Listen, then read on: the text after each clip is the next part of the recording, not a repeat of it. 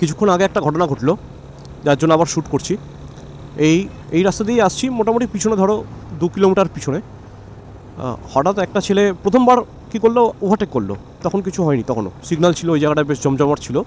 একটা বাইকে 3টা ছেলে, ঠিক আছে, বাচ্চা দেখে মনে হলো, খুব বেশি বয়স না। প্রথমবার ক্রস করলো ওই যেখানটা ক্রসিং ছিল ঘটকপুকুরের ওই জায়গাটায়। তারপর আবার ভোজেরহাটের এই জায়গাটাতে এসে আমাকে ক্রস করছে, ওভারটেক করছে, আর সামনে থেকে এসে হাত নাড়ছে, হাত দেখিয়ে থামানোর জন্য বলছে। হ্যাঁ, প্রথমে 2-4 বার দেখলো ভালো করে যে আমি কি পড়ে আছি, কি মানে পিঠে ব্যাগ আছে, ক্যামেরা আছে, সব দেখলো। দেখে এবার সামনে এসে হাত নাড়িয়ে, মানে অ্যাজ ইন মানে পুরো দাঁড় করানোর মতন নয়, কোনো কথা বলতে চায় এরকম একখানা কিছু ভাবভঙ্গিমা। জাস্ট 2-4 বার হাত তুলে একটু আমাকে সিগন্যাল দিল থামানোর জন্য। আমি থামাইনি, চুপচাপ ধরেছিলাম। একটা ফাঁকা জায়গা যেই পেয়েছি স্ট্রেচ, সেখানটায় টেনে ওভারটেক করে চলে এলাম। তো তোমাদেরকেও এই জায়গাটা বলে দিই, এরকম ধরনের পরিস্থিতিতে সবসময় সতর্ক থাকবে। কারণ যদি তোমার কারোর উপকার করার হয়, কেউ যদি তোমার কোনো উপকার করতে চায় না, সে ওইভাবে হাত দেখিয়ে দাঁড় করাবে না, সে তোমাকে কোনো একটা ইশারা করে দেবে। কারণ সে জানে যে রানিং অবস্থায় চট করে কেউ দাঁড়াবে না।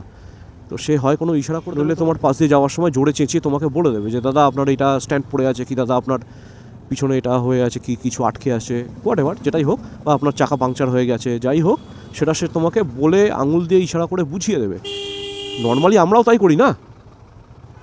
আমরাও যখন কাউকে রাস্তায় দেখি যে সমস্যা হয়েছে, বাইকে পিছনে চাকা বসে গেছে, বা কোনো মহিলা বসে আছে, তার শাড়িটা চাকায় জড়িয়ে যেতে পারে, আমরাও তো চেঁচিয়ে আঙুল দেখিয়ে হাত দেখিয়ে ইশারা করে বলে দিই, থামাই তো না।